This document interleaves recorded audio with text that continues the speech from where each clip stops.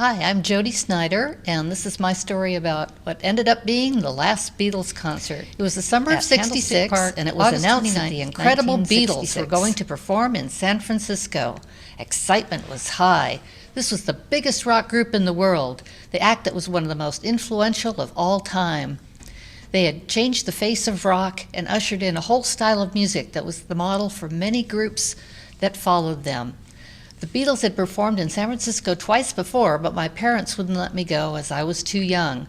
There had been many injuries as frenzied girls had rushed the stage and many had fainted. From the newscast, it didn't even seem like you could hear anything, as the screams of the fans could have peeled the paint from the walls of the Cow Palace. My parents had every right to keep me away from all that hubbub, but being a teen, I was determined that I was going to see them someday. My chance came in '66. A local clothing store had a concert, and all you had to do was draw a picture with the Beatles theme. I'm no great artist, but I had imagination. Most of the people were just drawing a picture of their favorite Beatle, but I was taking no chances. The Yellow Submarine was the big song of the day, so I decided to draw that with 4 portholes and a different Beatle peeking out of each one. The day of the results, there was a festive air at the store, with all the entries on display and a DJ from KYA playing all the popular dance music for all to enjoy. The 5 winners were announced, and lo and behold, I was one of them. I couldn't believe it. I was over the moon with joy. My parents couldn't possibly protest my going because I'd won my way in. How could they not be proud? My folks drove me to Candlestick Park on August 29th and dropped me off at the perimeter.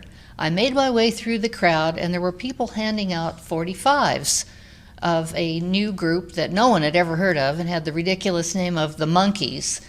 The record had the most boring title in the Western world, called Last Train to Clarksville. So people were just not even accepting the 45s. They didn't even want to take them, but I kept mine.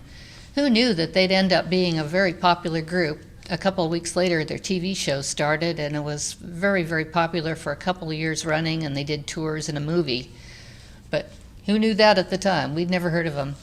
It was a chilly night. It was a Monday night, and I had dental surgery, so I couldn't get sick because I needed to have surgery in a few days. So I was dressed up in more layers of clothing than Nanook of the North. I was so humiliated. I looked so dumpy and huge. I mean, what if I had been a Beatle? What kind of impression would that have made? No chance of that. I was in about the last row of the Candlestick Park's 3rd deck. But it ended up being a blessing in disguise, as I was able to hear all the music perfectly. I couldn't have ever dreamed that with all the experience I'd seen of people screaming. And there was a lot of that, but I still was able to hear the music. The show began with several opening acts, including the popular Bobby Hebb, who sang Sunny, Beatles protege The Circle, who had a hit called Red Rubber Ball, and the incredible Ronettes, who sang several songs, including Be My Baby. Finally came the moment we'd all waited for. The Beatles arrived midfield in an armored car. They were clad in identical dark, double-breasted Edwardian suits and black Beatle boots, except for George, who wore moccasins and white socks, which shone out like a diamond. Even up at the 3rd deck, I could see them. They started off with their song Rock and Roll Music, then She's a Woman, If I Needed Someone, Day Tripper, and Babies in Black. At this point, some teenage boys ran out on the field, chased by a zillion cops. We all cheered them on, wishing we were brave enough to get that close to our idols, no matter what the cost. The Beatles seemed quite amused by it all, like they couldn't believe that they affected people that way. They continued with I Feel Fine, and then the dreamy Paul crooned Yesterday, which had all the women swooning. Finally, the ninth song was Nowhere Man, then Paperback Rider, and the last was Long Tall Sally. Remarkably, Yellow Submarine was not performed. It was fairly obvious that this would be difficult for them to tour again because their songs were getting more sophisticated and needed more electronics that couldn't be duplicated on stage at that time in history. So it was just amazing that this was their last concert so early in their career.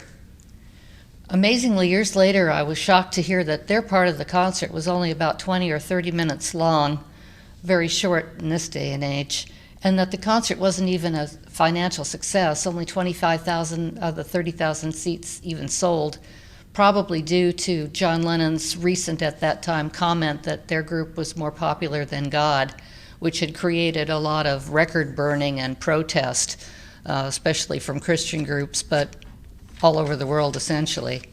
But I, for one, did not take that comment the way that it sounded. To me, it was still one of the most incredible and memorable events that I'd ever been to in my life, and it still is in my memory after all these years.